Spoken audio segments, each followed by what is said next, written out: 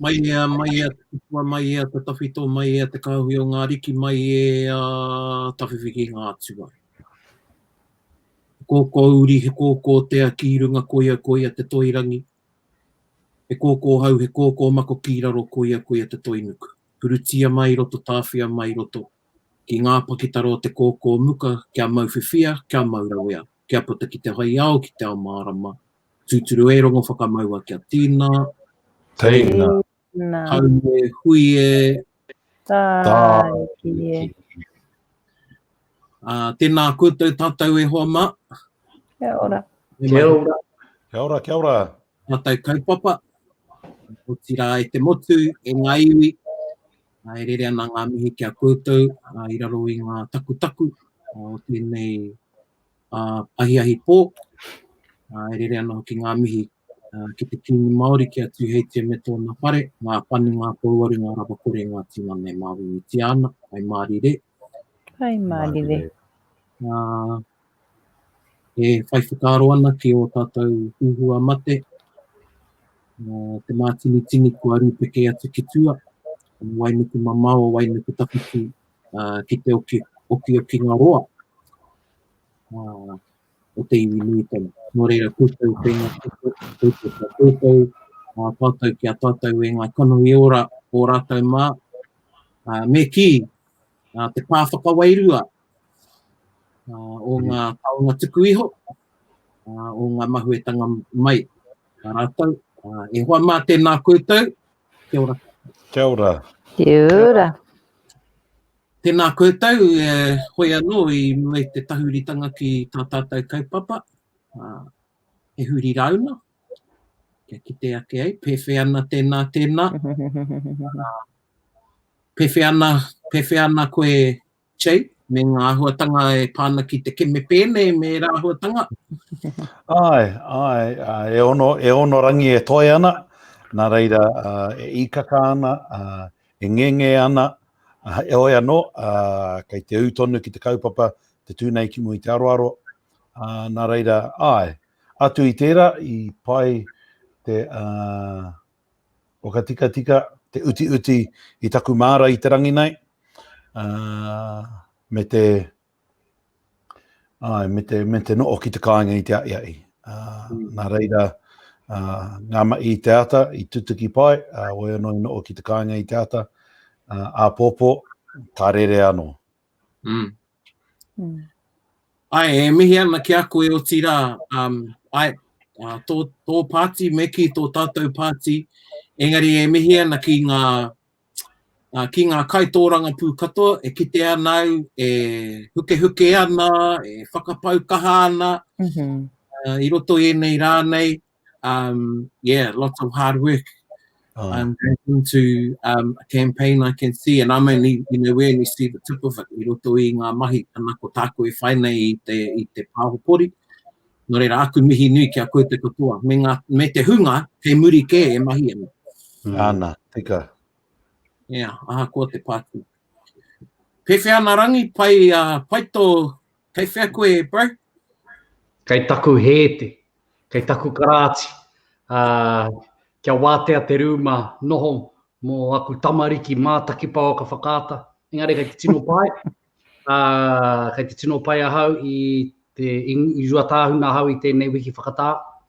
Kua hoki mai ngā manu o te koanga, ko te kūaka. Kua hoki mai te kūaka, ko te pipi wharauroa, nā kua hoki mai. Ko te koe a kare anō pea, I te kāinga au, ka rau I rongo, ka rau ki te koe a. Engari, he tohu tēnā, kua pua wai te pua wānanga. Nō reira tēnei wā o te tau, kei te tino ora. Ia koe kōrero ana mo te kūaka me te pipi wharauroa, te koe a. Koene anō pea te wā I wehe ai ngā waka I Hawaii nei, te me koetahi o ngā waka, he whai I te huarahi o aua manura. Koe rā, te kōrero ana ka tai mai te pipi wharauroa. Kei te mohi a chei ki tēnei kōrero ka atangia kui, whiti ora. Nō reira koe rā, e ai ki etahi o ngā kōrero te wā I wehe ai ngā waka mai Hawaii ka whai i ngā manu o te koanga kia taipai ki Aotearoa. Tētahi kōrero mō te wako o Tainui, kua tamatea kaiariki te marama. Ai, ana ka ki, ka ki ngā pāhihi hoturoa, ka meki tana iwi. He pāhihi.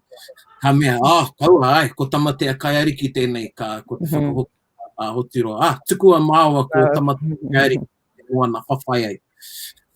Moi o koe hoa pai tēnei kōrero, bit of digressing. But, you know, the maramataka and people talk about, can't do this on this phase and that on this phase. You know, I always think, you know, maramataka is not a lunar calendar as so much as it is a environmental calendar that uses the lunar phases as a baseline. But it's kind of like, you know, don't mow your lawns in the rain, you know. It's not that you can't. It's just that it's easier to mow it when the sun's shining, but you can still do it. And, you know, it's just at some stage you have no choice. You have to do something at a particular time. So it's not you absolutely can't do something at this time. It's just more for me. It's just not as easy. You know, it's a rule of thumb. He kōrero paira wātu tērā e hoa i te mea taku ki te i enei tau nei, kua rika te ao Māori kia hoki ki te maramataka Māori. Nā etahi, nā o mahi, o tirana ngā mahi a etahi, pērā ia rere ata, me tehi atu. Engari, kua ngā whakaaro. Well, he tauira pai tēnā ko hoturoa, ka ki atu kei waiho māua ko tamatea kaiariki. No, kia pakanga māua I runga kia pakanga māua I runga I te moana. Yes, not as if you can't do something, but don't plant at this time, you don't go outside, you're all going to die. No, it's not like that. It's a rule of thumb. Mokune, and other people have their own interpretations, and some people say this is a bad day. Other people say, no, he rangi pai tēnei. So, kei a koe, yeah, but it's to do more with your locational environment and the indicators that you have. Ako nei pēr pau ka whai wā tātou ki te kōrero mo te pānga mai o te maramataka ki te pikinga me te hekenga o te wairua, o te tangata. Ona waiaro, me tanga. Ai. Kia ora tuahine, aha kua rā, kua mihi o tātou mate, e whakaaro ana ki tēnā mate, i a koe. Pai. I runga hoki I tō rahi, I a Ngāti Koro ki Kahukura.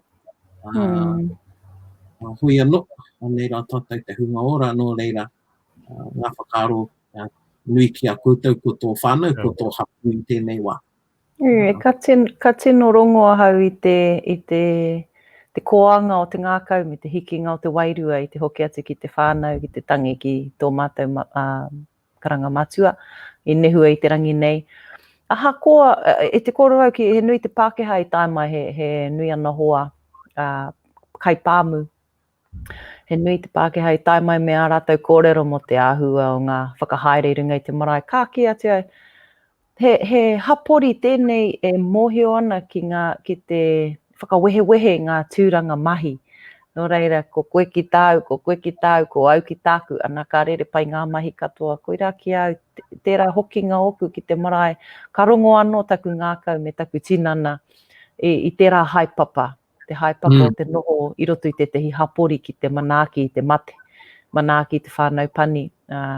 Ko te tehi wawata kei roto I au, kaore a tātou tamariki e wareware, ki te hoki ki ngā mate aha koa no whānau ke, kia korea e tupu tērā whakaaro ko ngā mate o tōku whānau ake ka hei tāi ngā atu mōku, engari ko ngā mate o whānau ke a waiho mā rātou e tangi tō rātou mate.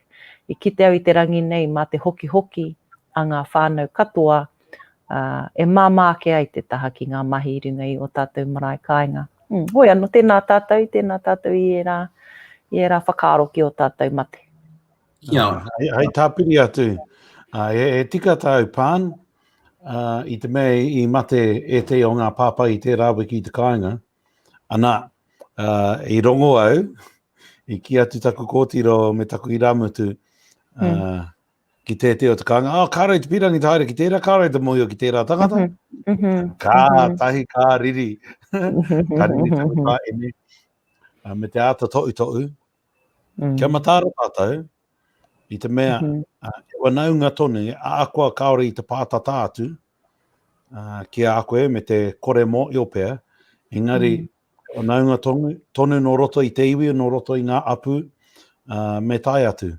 Nā reira, pai te rongo i e rā kōrero. Oe no kei te pēhea koe, Paraone? Tino ora nei. Tino ora nei. Ai, e pai ana. E ora ana hoki i a koutau i tā tātou kaupapa i tēnei pō. Ka pai. No reira, ki a tahu tā tātou kaupapa. Te ao wairua. Seen and unseen. Yeah, I pata mai nau, I muatonu mai I te timatanga o haore. O hea taka te kaupapa I te pōne. Oh, te ao wairua. Oh, I've been waiting for this. Te tai kaupapa pē. I mea, oh, taihoa e hoi anō e wānanga tēnei. I maharau, I whakaaro au ki tēnei kaupapa, he paku kōrero tia. I te mei paku kōrero tia tēnei kaupapa e tātou I tērā wiki. Nau pia, Pānia, I kōrero mō ngā whakaaro, ki e rā pānga mai o te ao wairua ki ngā whakatau e pāna ki taua pireira. I kōrero e tātou. Mahara oa, you know, me pai ki a wānanga tātou I te ao wairua. And, yeah, and the scene, kamutu, I nānei, he whātekau marima miniti ki a tātou. So just as we're sort of launching into our kōrero, kia kia koutou e te iwi whānui, e mātakitaki mai ana. You might have some whakaaro or pātai you want to share. Yeah, put them in the comments box I te pukamata. I've got my other ahua professional, well, I won't say it's professional, engari, I've got another laptop over here, so ka te au I ngā Kia pai. I ngā kōrero I rena I te taha. I found that if I open the same screen on another screen on my computer, ka puta mai ngā ding ding. Ana koe ia. Eki. Ka pingi koe. Nā ding ding, wera ding ding. Oko te ding dong. Kai papa. Kai papa, no reira, ai, te ao wairua. Ai, he wāhanga nui tēnei no tō tātou ao Māori nei. E hara I te mea e motuhake ana ki tō tātou ao, ki tō te ao Māori. Engari, ko tāku kia wānanga tātou I tā te Māori titiro ki te ao wairua. Me te tātou titiro o nāia nei ki te ao wairua. Me tōna wāhanga ki a tātou, he wāhanga tonu rānei. Tō te ao wairua ki a tātou, I roto I a tātou mahi. Koinei ngā wānanga I tēnei pō e hoa mā. And yeah, rangi a thoro, maybe you relocated to the shed, he tapu rawa pē no tā tātou. Rangi kawe I te wairua ki roto I te whare. Kawe ho, noisy kids. Yeah, no reira, koina tā tātou wānanga I tēnei pō. So yeah, and to share our experiences me o tātou whakaaro ki tēnei ahuatanga I roto I Miki, tēnei whakapono, e whakapono tēnei ki au, I roto I tō tātou ao, ko te ao wairua. No reira, me timata tātou I whiara, ko nepe tahi o ngā whakaakoranga, ngā whiakora nei I roto I ngā tau, I a koutou e tamariki ana, he anga me I rango nei e koutou e rāhuatanga. Timata kia koe Rangi. Kia ora e hoa. Tēnei mea te wairua tanga rānei, he nui ngā ahuatanga ki oku whakaaro. He nui ngā ahuatanga, he nui ngā whakaaro ki au nei, kei a tātou tonu tēnei mea te wairuatanga. I think naturally as Māori and as an indigenous peoples, we have a natural a desire to usually ground ourselves, anything we do, any approach that we do within our spirituality. And I think that's manifest in different ways. Some people have their spirituality through religion, others through practice, others through their sheer faith. And so I think it's talking about what wairua is and what wairuatanga is also, there's collective wairuatanga, and there is also an individual or experienced element to wairuatanga. And I know that each and every one of us will have certain things that will have occurred in our lives that are metaphysical in the way that they impact upon us. We can't actually, physically say that's what it is there, but we know, and all people generally have a sense that there is something bigger than themselves, and there is something greater going on beyond what we understand as our physical beings. And some people have a very strong connection or an association to their wairuatanga, and others have belief, and others are just straight out atheists and don't believe any way whatsoever. So I think there is collective and there is also individual. And I think as Māori, it's embedded into us, into our practices, into our approaches to life. And yes, I believe it's still a hugely important and relevant part of who we are today. Kia ora e hoa. I a koe kōrero ana mo te wairua ā-rōpū pia.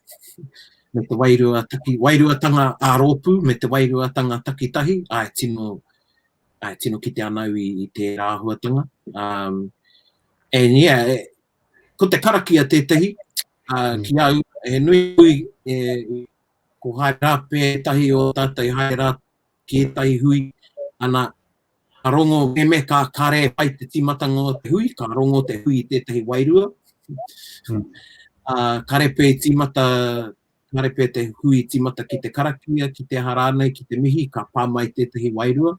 Te wairuatanga anō tērā. Me ngā wairua, te wairuatanga takitahi nei, anei nā whiako te tangata i roto i tōna. Yeah. Pe whētahi o ngā ato Pānia. Ngā koe i moheo ai ki tēnei mea te wairuatanga. A taringa nei, tupu mātou i roto i te tehi whānau. E rere ana ngā kōrero mo ngā momo tohu aitu a katoa. Me ngā ture katoa, ngā tikanga o te kaua e kuti mako e kaua e kuti o mai kuku i te pō e rāhuatanga. Me te whakarongo ki ngā tohu, ki ngā manu, me ngā karere e kawea mai ana i te ao wairua. Nā o mātou kaumātua, nā o mātou tūpuna, e rā kōrero i tuku. I wānganui a rātou, kāre mātou i uru ki e rā kōrero. He whakarongo noiho, tā mātou mahi, tā ngā tamariki mahi. Engari, tinana nei, no te huringa o taku pakeketanga, taku kaumātuatanga ki te kaumāwaru, te pō i mua i tērā i the halls of residence au i Waikato, te whare wānanga Waikato. E au e moe ana kārongo au i te ano e noho ana i runga i au. Kāore he tangata atu anō i au i te taku rūma, kia mārama mai koutou. E moe ana au ki a koe rangi i pēa o whakaro i te rawa. Kārongo au te pēhi i runga i au, ka kanga, koira te akoranga mai ki a mātou, kangaia. Kangaia e rā mehe mea e rongo ana koe i te wairua kino, kangaia ana ka mutu te rā. Ka kanga au, ka mutu te rā ahuatanga, ka hiki te rā toi mahatanga i rongo ai rātaku, i rongo ai taku tinana i te rawa. Ka rau i maharake he kaupapa nui tō te rā mea, hoi anō, koira te pānga tuatahitanga mai o te tehi āhuatanga wairua nei ki taku tinana. Kia ora. Kei te pingi te wairua o te tehi. Ahori tenei ngā tohu a o tūpuna ki a koe. Tohu a taku kuia. Ka mea ki te rongo koe I tētahi wairuara, ki te rāna I tētahi kaore I te kareke I tau wairua, kaore rānei koe me pātai rawa. Ko mai koe, no whea koe, he ato mahi konei. Koe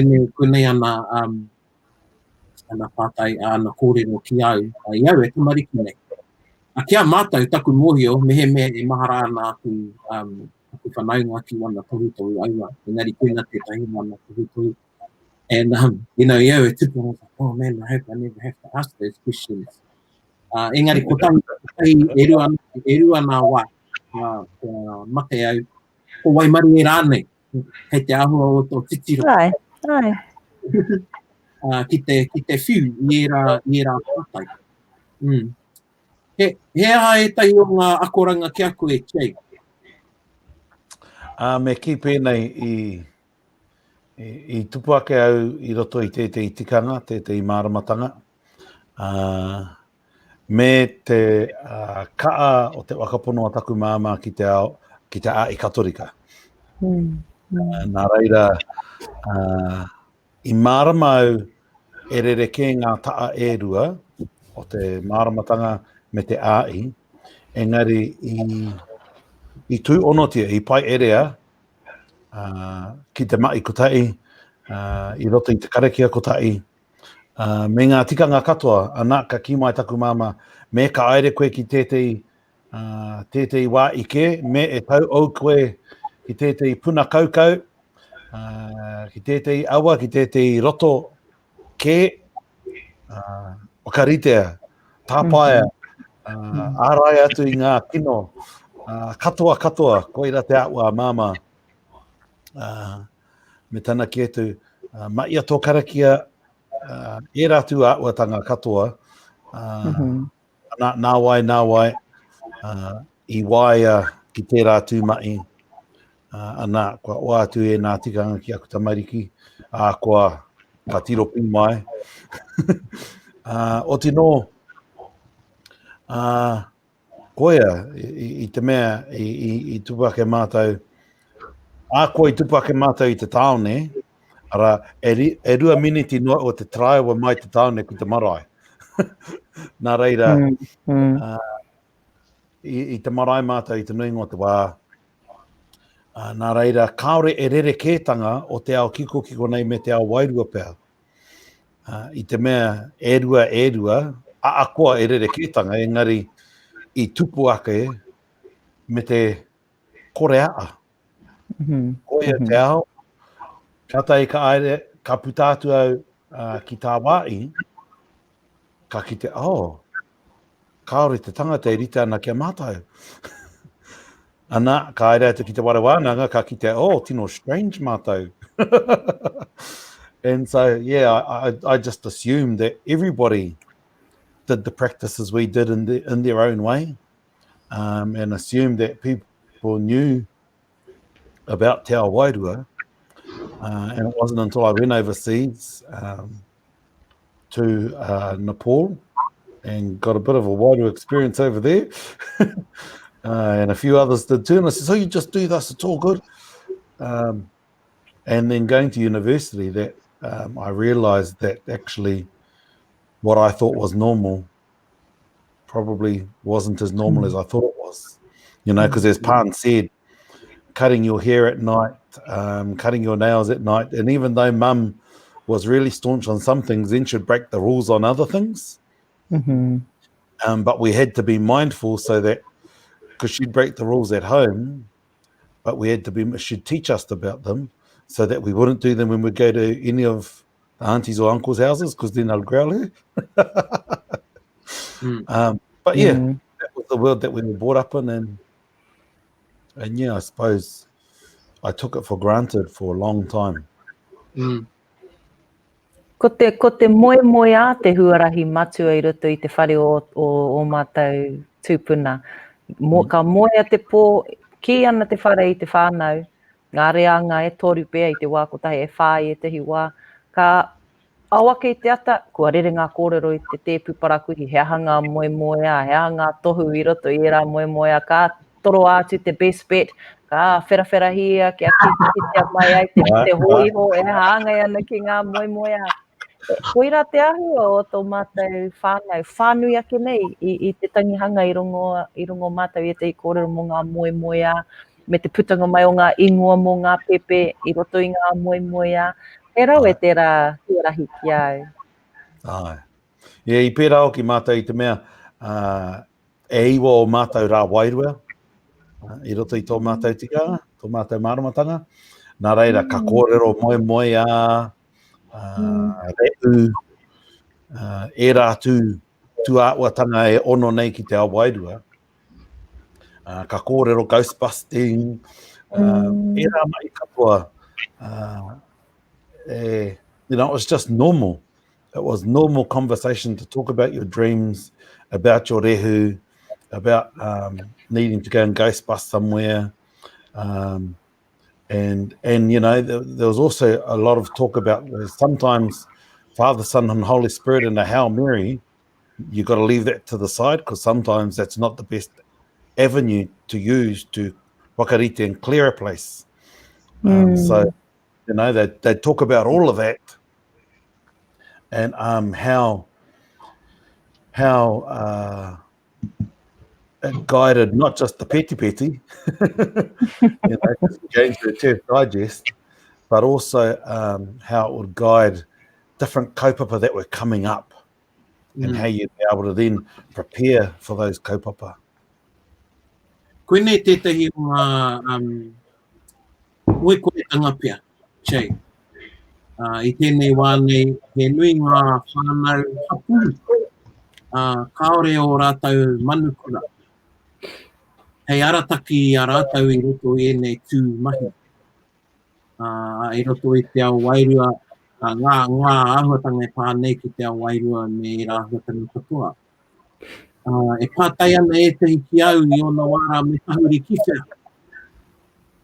Ki te ako me tahuri ki a wai. I te korenga o e tehi hei arataki. I a rātau i roto i enei tū āhuatanga.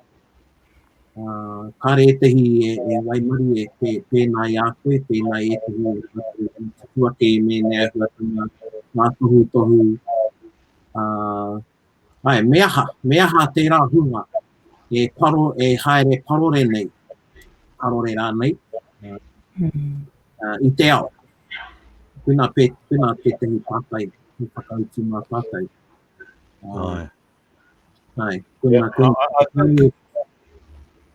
I think that we've got to have a serious look at the way the secular world treats wairua kōrero, because for many Māori, as a result of being disconnected, we've started to follow that, you're strange if you have seen, felt, or heard something. When actually you're not strange, that's life.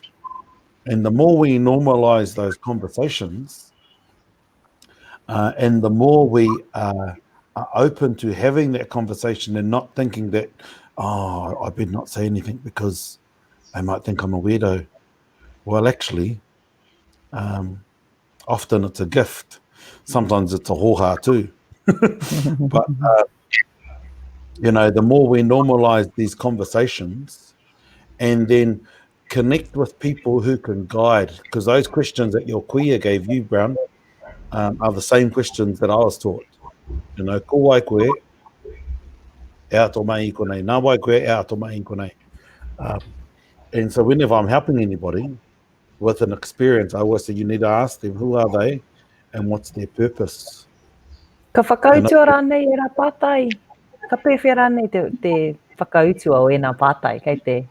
Well, and what I say is, if they don't respond, then you do what Pānia said. Tell them to off. Because you have to kanga to send them on their way. You got to swear at them and say, well, you know, Merry Christmas, goodbye.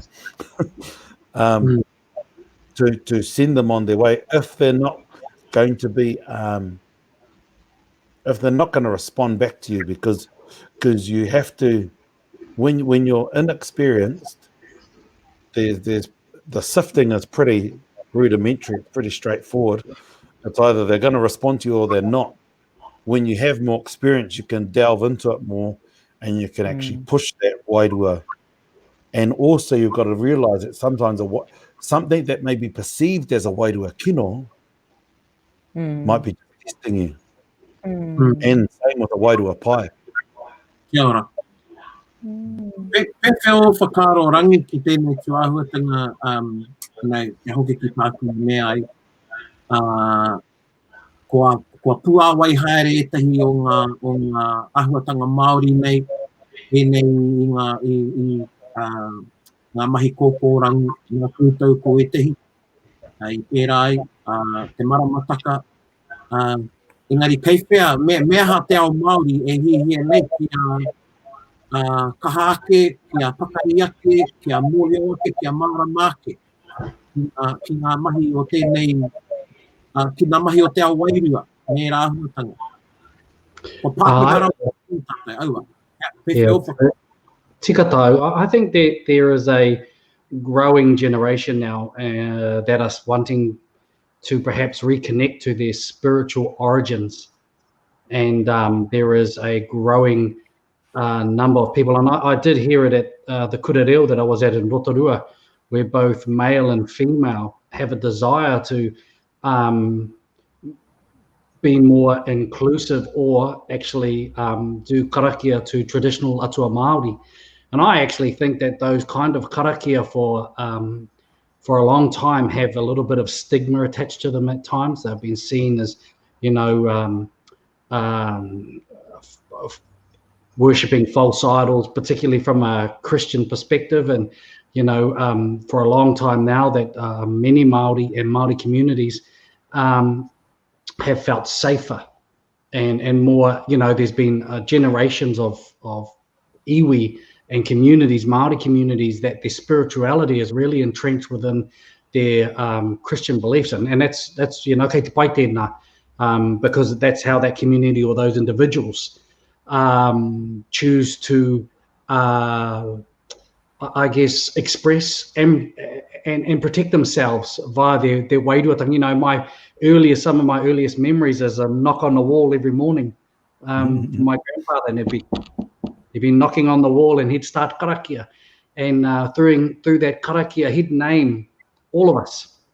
He'd name, look after so-and-so, all of his children, all of his grandchildren, all of his extended whānau. And I always felt protected. And so the wairua element for me as a child, I didn't really worry about.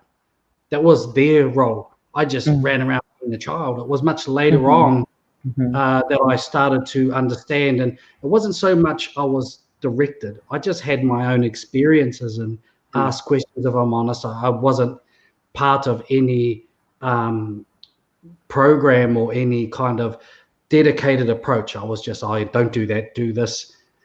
Now I think that there is perhaps a shift of the younger generations, and it's part of, for me, a bigger global movement where Indigenous populations are starting to want to recapture their culture and their language, and a lot of that is embedded within wairuata.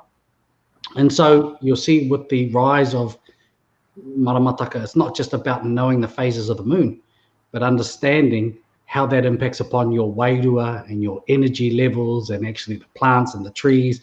And it's the interconnectedness of all of that that is the element of wairuatanga for me. Wairuatanga never sits on its own. It's always connected and interconnected. I always also wanted to say that I've always been amazed at our people that have been able to balance out at times, like what Che is talking about. I know his community because my grandmother's and where I grew up was the same hahi, the two hahi. Across the road is Catholic, and then I come across and the maramatangas on the other side at the marae, and they ran these things perfectly dual systems of worship, because that was how they expressed themselves and how they wanted to maintain their wairuatanga. Kia ora, hoa. iau ko tētahi o ngā tino kupu i a mātou e tamariki ana, Mr. Uzi today, was gala gala. Kupu whānui, ai. Kōrero mai ko whana, kōrero gala gala. So when they're talking ana me ka kōrero gala gala, usually te nuinga o te wā, kei te kōrero kehua ke, wairua kino ke, poke rānei. I'll learn that term later on, te wairua poke. Engari, kōrero gala gala. And ko ai te mokopuna waimari e whakarongo ki ngā kōrero a ngā kaumātua. Usually, my cousins would flock to me and, what's the gala gala stories, cousin? Gala gala pala. And koe tai o ngā kōrero, harai te kōrero gala gala, they're really nice stories. But because of the wairua element, ana i a koe kōrero nei chei, he rereke i te nuinga, he rereke ki te nuinga. He rereke ki te nuinga, tērā e rā ahuatanga, ka hopo. Ana. Even that word hopo, I tupu mātou me tērā kupu te hopo. Me uaua ka rongo i te hopo, and how it was explained to me anyway by my nan was, he pānga mai te hopo, he mataku engari ko te hopo, he pānga mai ki te wairua, o te tangata ka wairangi pea. Ana. Koina te hopo, and tētai wā i whati tētai tikanga, i runga i te marae, nā tētahi, me ki ihinga, i hapa. Ana ka rere te reo o tētahi o mātou kuia ka me, ko ki te he engari kau e hopo. I te mea, ko te wahi me nāna rā te mahi hēra, i ki te iaia e wairare ana nā pana mahi he. E pānga tō taua mahi, tō taua hapa ki tōna wairua i hopo ai ia. Ai. Tupu koe me tēnā tupu tuahine, te gala gala.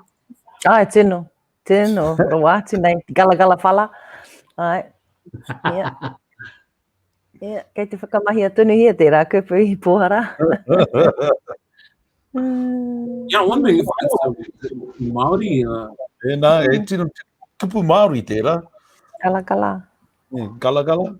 Nā, gala galas me te mokiwala. Well, he's got the gala galas. Yeah.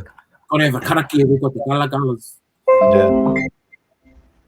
And then that other kupu Māori, the heebie-jeebies. Yeah.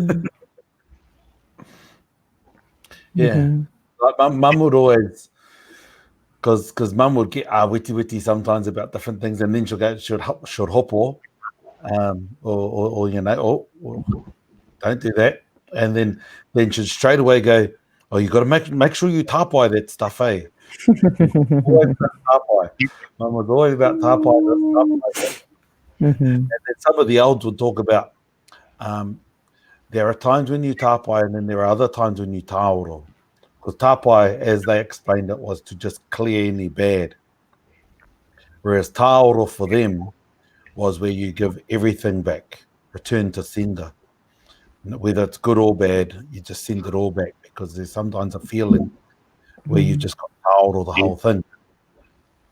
And so those were some of the words that were often referred to whenever there was something to do with wairua kino, wairua poke, the tapai, that was mum's favourite, as well as taoro, when you had to just give it all away. Don't hold any back. One of the things that I always used to remember in the karaki of my grandfather, bearing in mind that the person that raised him, the grower that raised him, was did a lot of karaki of Māori, but when he was young and experienced his own, I guess, that some of that in operation, and he became, into the Church of England. He's very Christian in his approach, but he'd always say, hangaia he taia pa ki tētahi taha ki tētahi taha. And then he'd put all about names of us as the whānau inside the fence. And it was about, te whakatū I tētahi pātū wata, hei ki te wawāwi a mātou. And I always felt safe. And was talking to my sister, and she was saying she's right on his deathbed. He just kept asking, who will care for the wairua of my tamariki and mokopuna when I'm no longer here? That was his major concern, that idea of protecting your wairua and protecting.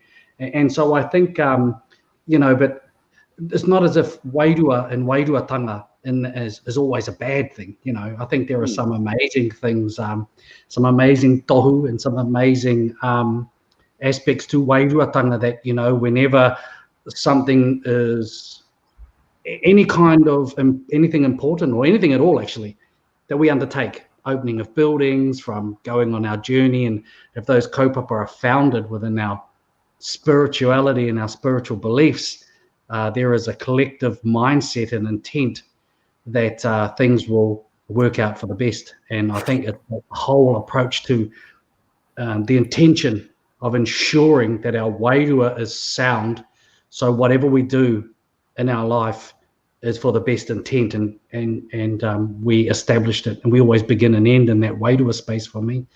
And it doesn't matter, I think, at times who you're doing your personal karakia to. That's your personal, or perhaps in the group, your collective. It's about your intent and your belief.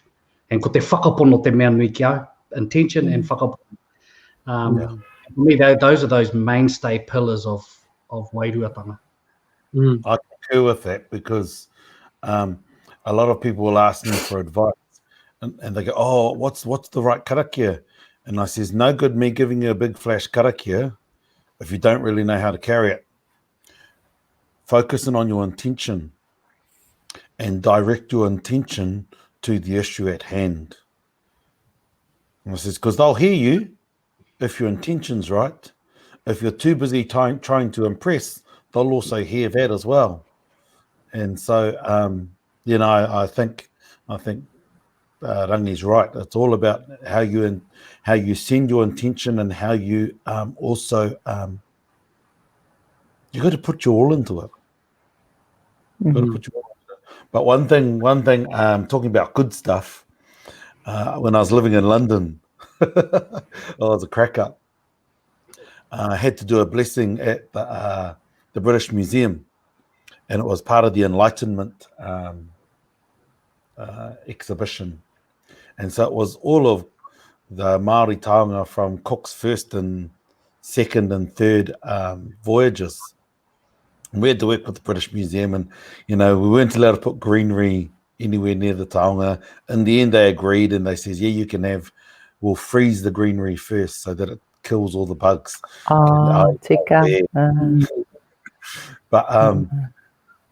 But we got there, and I went through everything with everybody, taught them this is what we're going to do, and you utilize the skills and the knowledge that's in your group, eh? And we get there, as soon as the poo goes far out, you would have felt like all of these tupuna were going, "Where the poo are keeping?"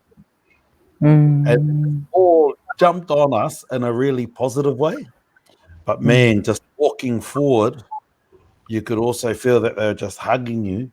And then all these raweke Māoris had said, don't touch any of the taonga, just place the rau, and they're going to have the cabinets open for us, and don't touch anything. We get to the cabinets, all these raweke Māori start touching, and everyone that touched an instrument, before it went to their nose or their mouth, those instruments started to sing. It was just beautiful. It was beautiful. And everyone, like, they were all quite nervous to say it, but as soon as the first person said it, the rest of them go, "Oh, that happened to me too. That happened to me too." And, I just said to them, well, then you're lucky. You're lucky. The two we're wanting, and those taonga were wanting to share their voices again, and it was just beautiful. And I think, it is often too easy to talk about all of the gala bad stuff, but in the he's right, there's a heap of beautiful things too. Kuia.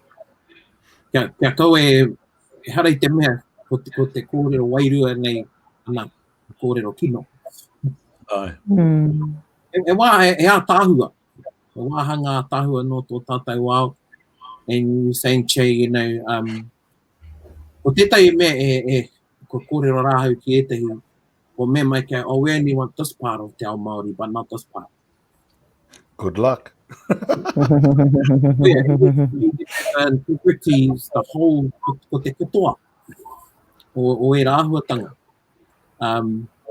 Ina e kōrero whaataki o ki tēnei, ko tētai au kukuia he tohunga, and her brothers told their children, for, you know, mai rūkau noi o hau, kau e whakapono atu.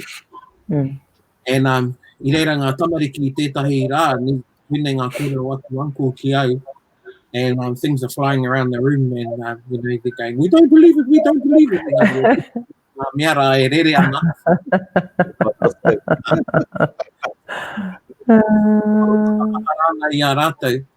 E mai, e tamariki e nei, so ko tētahi aku pātau, pewheo o koutou whakaro, Miki. Hea te wā pai ki te kōrero ki a tātou tamariki.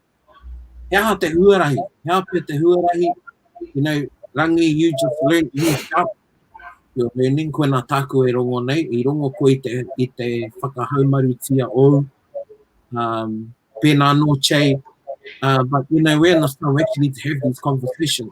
E harai te mea ka haere no mai e nei māramatanga I nei wānei. Hea tētai huarahi pai ki te wānanga me ngā tamariki, mo te wairuatanga, te ao wairua. E whakaro o Pānia? Ka tēnā ka hoki mai te tehi kaupapa ki te rāhau I ngā tamariki e whāwhāna I te tūpāpaku, e pāna o rātou ringa ki tō rātou kraua. Nā ka whakaro ai ko I rā te wā pai ki te kōrero I rā kōrero. Whātau, rimatau, ono tau te pakeke o enei tamariki. Kei te mohi o ngā tamariki, ko rātou ngā mea tatāke ana ki te ao wairua, tēnā I a tātou I te pakeke ki tāku te tiro. He nui no ngā ngā tā hawahawatanga kua pāmai ki te pakeke I roto I ngā tau kaore I pā ki te tamaiti. Nō reira, ko ngā tangihanga te tehi wā pai, he nui ngā whakamārama kārere I ngā tangihanga kei te ahu o te whakapono o te tangata. Kua haere a koro ki te moe, ne, ka moe a koro mo ake tonu atu, kua haere rane a koro ki heaven, te rā momo kōrero. Engari, he mea nui ki au te ata kōrero ki ngā tamariki mo te rereke o te wairua me te tinana I te wā o te tangihanga. Ko te whakatūpato anō kei roto I au, me mōhio au ki te whakapono o ngā mātua o ngā tūpuna o aua tamariki I mua I taku ko kuhu atu I aku kōrero ki ngā taringa o e rā tamariki. Ko ira te tehi taha e whakatūpato ana I au. Engari, kei reira no te whakaro, me kōrero wairua tātou ki a tātou tamariki I ngā wā e pirangi ana rātou ki te mōhio. Pai tēnā kōrero, nā kōrero katoa engari ki te anau I a tātou e āmene ana. Me mea nui tērā nerangi ki a... I au e tamariki ana karau I pātai, mōhio he mea nui te karakia, I te mea karakia taku koraua I te ao I te pō. Nā karau te mōhio, hea te take karakia ana taku koraua, ki au nei pono taku kōrero, he hoha. Te hia pai tonu au. He ka karanga mai taku ki, haramai e moko. He nā ka kuhu au ki te moinga, ki wainga nui a rāua. Ana ka mahi e tana mahi, ka karakia. Rā atu. Me taku hoha, hia moi au, kei te hia kai au. I was a child. I had no understanding of why. But later on in life, I understand it. And sometimes I don't think it's so much as you need to talk to them and explain to them. I think that's important. Engari, ko tētahi mahi nui, te whakatauira I tēnei mea te whakapono me te wairuatanga. And so they're not, you know, it's not seen as a foreign or a random or a, or you know, it only happens once. It happens every day. I mean, and then there are those big events. Now, one of the things I keep coming back to is events in my life that I'll never forget is when one of our good friends had his accident and ended up in hospital. And when the doctor said, oh, he's going to die. You know, his head injury is that severe. And I remember those words coming out of the doctor's mouth. And there was a group of them saying, no, that's it. He'll never come back. And there was this collective kao stance from everyone. And it was like this holding a line, you know, and I kite au I roto I tērā kaupapa ko te mana me te wairuatanga o te iwi e kōrero ana kao, me u tātou. And that was a kaupapa about around wairuatanga, was around whakaora. And that day I remember being fortunate enough to go into the room with the tūroro. I'm not going to say who he is, but the tūroro and te wahine a te heketu, Helen. And he wahine wairua tērā, and she has certain gifts. And I saw her do some things while I did karakia, just me and her. And I did karakia, but I saw her hands work some stuff, and I saw things in there. And now I reflected, did I really see that? Is that what I was seeing, or was I wanting to see that? That's what I've asked myself since there. But e ki te au I te mana o tērā wahine, o tērā matakite, tohunga ia ki te mahi, tana mahi, you know, and when she'd just move her hands in a particular way. And, you know, I think he is, you know, a testament to the mana that we have in us as people, and the wairua, the collective wairua, ki te whakaora I tētahi tūroro, e ai ki ngā tākuta ka mate tēnei tangata. Ana kua ora ia. So for me, that's one of those experiences, and it wasn't something that I was ever kind of taught, this is what's going to happen and this is how you deal with it. You know, elements of it, yes, but pretty much it was something that you experience and you gain and learn from those experiences. Kia ora e hoa. Anei tētahi pātai, hei tā te tangata karaitiana ka hoki te wairua ki te matua nui te rangi. Mēnā e whakapono ana tāua tātou ki tērā matuara. Taua tangata ki tērā matua. Hoi anō kaha te wairua ki tā te tirohanga Māori.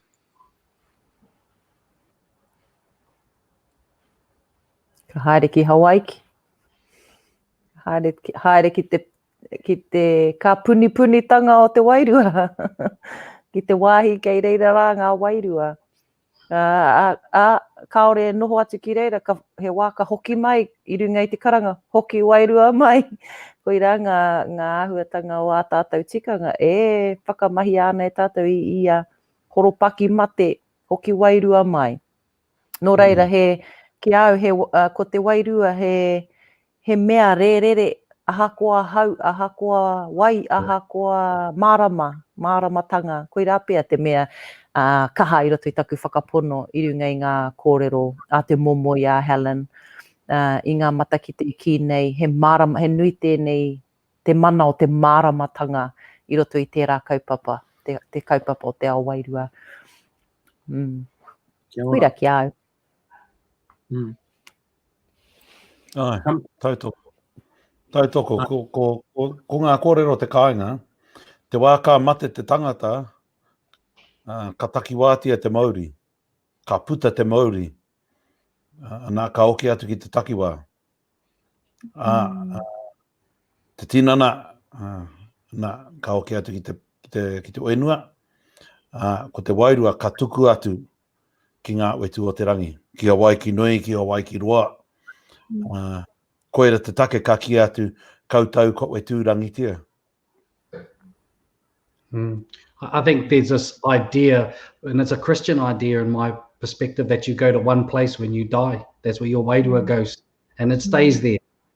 But from my Māori, I don't know, you something, you know, kua wheturangi hia, haere ki Pairo, haere ki te pūtanga nui, o Orehua, haere ki o Maunga, haere ki o Awa, haere ki Hawaii ki rangi, ki Hawaii ki Pāmamao. Ka ina, e tuko hoki tā Pānia, hoki wairua mai e tahi wā, hoki wairua mai koe ki tēnei kaupapa, so our wairua is not bound to in a single dimensional thing. It has all of these elements and aspects to it, and it goes to all of these different places. I think that's something that, from perhaps a Christian perspective, you die and you go to heaven, or maybe not, depending on what you're like. I guess that idea. But from a Māori perspective, it's not like that. Well, my belief anyway. Nā tautoko. Ai, kia. And I think we've demonized the idea of rarohinga as well. Mhm, mhm, You know, mhm. we've made the rarohinga the equivalent to hell. Me whiro. Tika. Ana, Me hini nui te pō. ana. Hini nui te pō. You know, we think hini nui te pō is a goddess of death. No, she's a goddess of night. He pō te pō. And we think that he kuia, you know, and it's because of that Christianization of our beliefs. He kuia aroha nui ki te tangata. Manaki. He manaki i a tātou. You know, he manaki i a tātou e whakawhiti ana i te tatau o te pō. No reira, he kuia manaki tērā, and we have this demonization that she's, you know, in the ground or in hell or something, whereas te pō is night. It's te pō.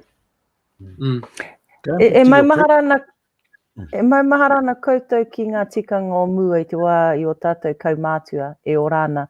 Kāre te tatau o te whare nui te tangihanga i katia?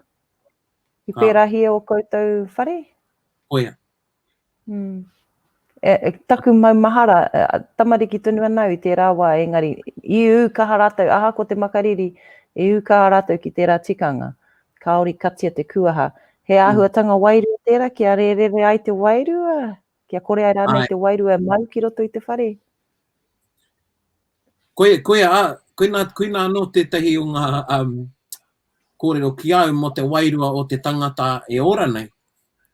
Mehe mea ia ka moe no te matapuhi e tuwherana. Me mātua waiho te matapuhi kia tuwhera tonu ana. Kaua e kati. I mua i ākua ka taia te wairua te rerere haere i wana haerenga. Te tangata e moe ana e whakaohorere, whakaohorere nei. Whakaoho wau. Me āta whakaoho. Mo te tūpono kua wehe te wairua i tana. Kia whai wā te wairua te hoki mai.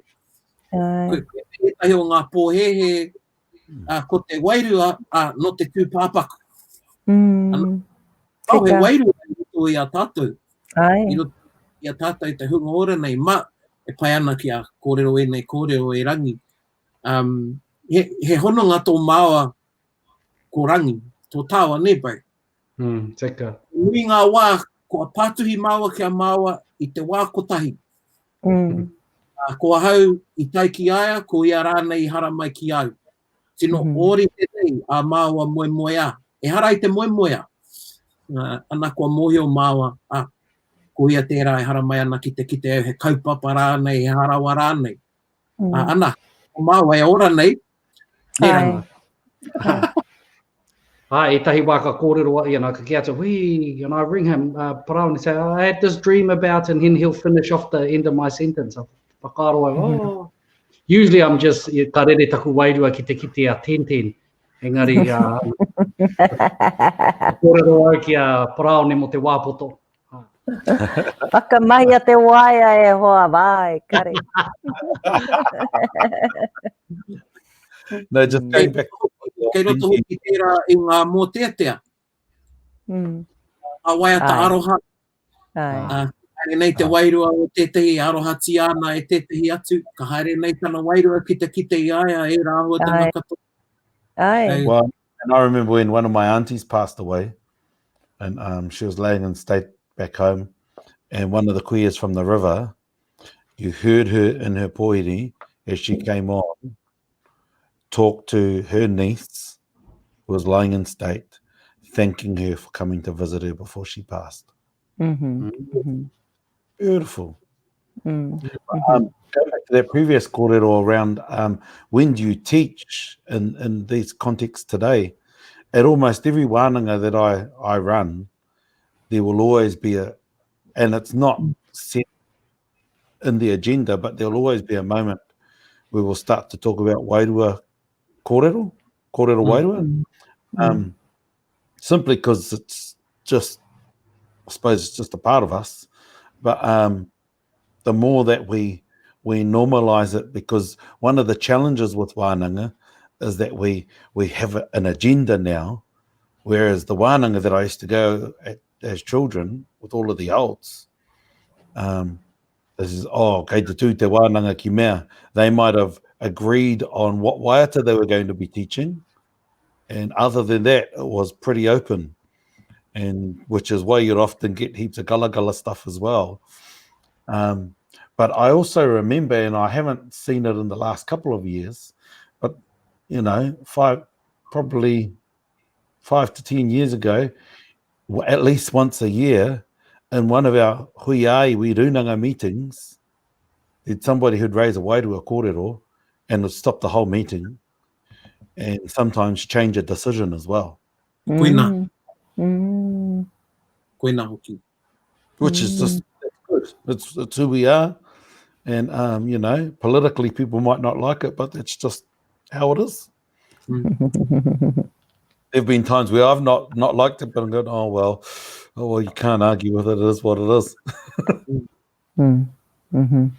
Ka pai hoa mā, koa taku pirangi ki haere tonu tā tātai wānanga. Ai, e rau e ngā kōrero. I te kite ake, he nui te hunga e mātakitaki mai ana, e whakarongo mai ana. Kāre kore he kāro anō koutou, kārane e tahi whiako. Hoi no kia huri haere tātou e hoa mā kōrero whakakapi I mua I te karakia. Pea koe a Pānia? Ko taku whakatena I ngā hoa e mātakitaki ana, kia tukuna ngā kōrero wairua kia rere I roto I o tātou whānau wainganui a tātou tamariki.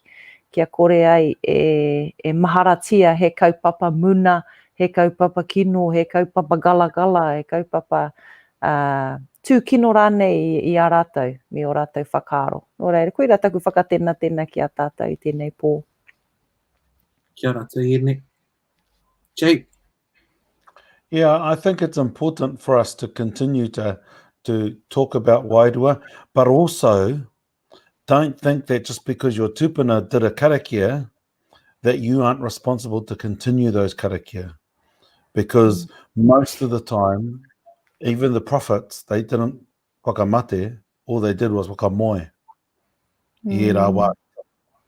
And so it's important for us to maintain a connection to those places so that we can build our own relationships with those places in this generation and the next generations, rather than going, oh, no, sweet as, it's all cleared.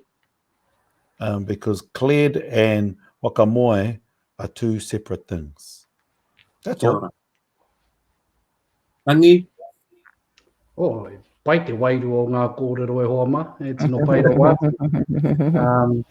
Yeah, I think that I've always believed that there is collective wairuatanga, and that's obviously formulated into, for many, religion, or when we get together and do group activities that demand that we have a sense of wairua. But there is also, even more importantly for me, that individual wairua tanga. And I think that's a ongoing thing, that's journey right throughout our lives, the things we experience, how we deal with things, and the role of spirituality in all of our lives. And, you know, I think that that's something that we learn and evolves with us as we grow and we experience things. And I think being open and aware to those things and open-minded about things, I think, is an important way, and respectful of other people's view of what wairuatanga is for them, because the way that we view it and our upbringings and who we are and our location and the people that have influenced us is not going to be how everyone else views it. I think that there's, if we can show respect and tolerance for other people's understandings of belief, religion, wairua, I think that's really important. Mokune. Kia ora. Tēnā koe hoa mā, ka tika e rangi nā te wairua pai o a tātai kōrero I tēnei pō, tā tātai wānanga. E mihi ana kia koutou e te iwi nui tonu. Whakahokia te kaupapa hei wānanga mā koutou, me o koutou whānau, hapu, kaua tātou e horokuku ki te kōrero mo te ao wairua. E wāhanga nei no tō tātou ao Māori. Nō reira, kia kai manaakitanga kia koutou, kai awai tō tātou karakia whakakapi I tēnei pō. I did it last week. Okay then. Oh, well, kia ora tātou. E mi kaua ana kia tātou katoa I roto I tēnei pō. Kia wakaere ake ngā kupu I roto I tēnei wānanga ki te tā nui o rangi nui e tūnei. Unu ia, unu ia, unu ia te punga o te waka kia rewa I te maunga roa turuturo, I te waka maua kia tīna, Tīna. Tai. Tai ki e. O marire.